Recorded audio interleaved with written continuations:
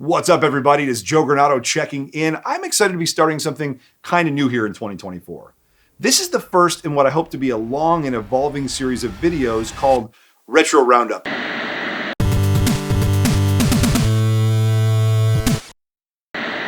Retro Roundup will be where I'm reporting out on all the cool things I happen to see going on in development communities for legacy consoles.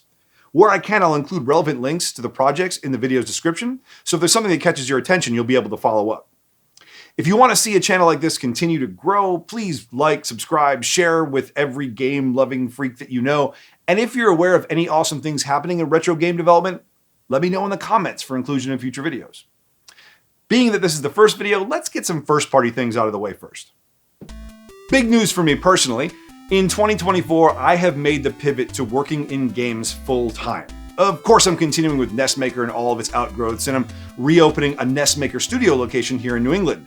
A physical space for people to interact with new experiences for legacy consoles in a communal way, as well as a classroom for them to learn game development. But beyond NESmaker, I've joined a team at Omni Creator Products on their new game, Project Frontier. What really caught my attention about the company was their mission statement. Their goal is to empower every player to be an active participant in game creation. Obviously, this speaks to me on every level and has been my own modus operandi for close to 20 years. If you're interested in the world beyond retro and want to find out more information about Project Frontier, you can find a link to their Discord in the video description. In this space, I've also been working on finishing Mystic Searches, an upcoming NES adventure game that I've been building for a very long time now. It's been all-consuming, seemingly never-ending. You can actually read all about the development history on mysticsearches.com. The relevant news today is the boards for Mystic Searches have officially been ordered. For an order this size, it's still going to take time for the parts to arrive, the manufacturing, assembling, adding the ROM, but I'm ecstatic to announce that the process has been initiated. There are still some late-game bugs to work out while we're waiting on the hardware to arrive, but this project has really grown into something amazing, and I can't wait to finally share it with you. If you're someone who's looking to play some new NES games, we just made some great updates on our The Retroverse site, where there are about 200 new NES games either finished or in some level of development.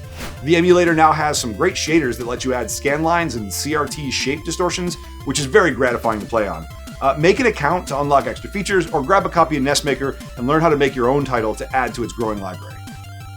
And speaking of NESmaker, the next week we'll be announcing the registration for Bite Off 4. Bite Off is the NESmaker development competition we try and hold every year.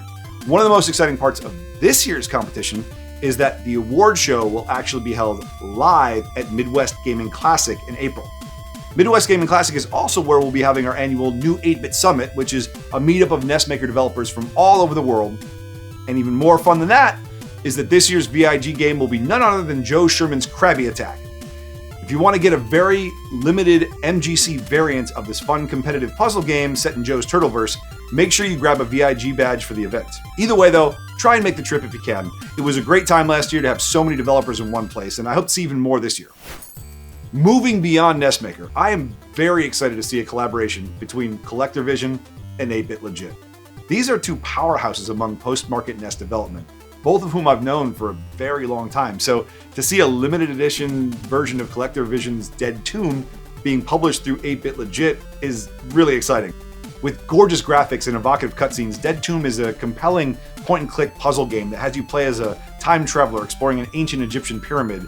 There will only be about 300 copies of this variant on NES cartridge, with pre-orders already running, so if you want one, make sure you grab it. But if you'd like to play it on a modern system, it will also be releasing later this week on Switch, Xbox, and Collector Vision's own Phoenix console. Next up, I wanted to talk about Courier. Courier is a NES game that was programmed by longtime NES developer Kevin Hanley. It's a cyberpunk adventure game comparable to classics like Shadowrun. The project is already finished and it's on Kickstarter to fund cart production, and it currently sits at about 300% of its goal. You can grab a digital version, standard NES cartridge, or the limited edition, but there's only about a week left to support this one, so if you're excited about the idea of exploring, pickpocketing, and hacking your way to save the city from the evil industrial overlords, definitely check it out. Another game I always like checking on new developments for is Super Sunny World. Matt Houston is very active with posting updates on his Mario-inspired project. Lately, I've seen updates that demonstrate this game will play much more like advanced platformers from the era like Super Mario 3. Most recently, I've seen updates that put it in a class of its own.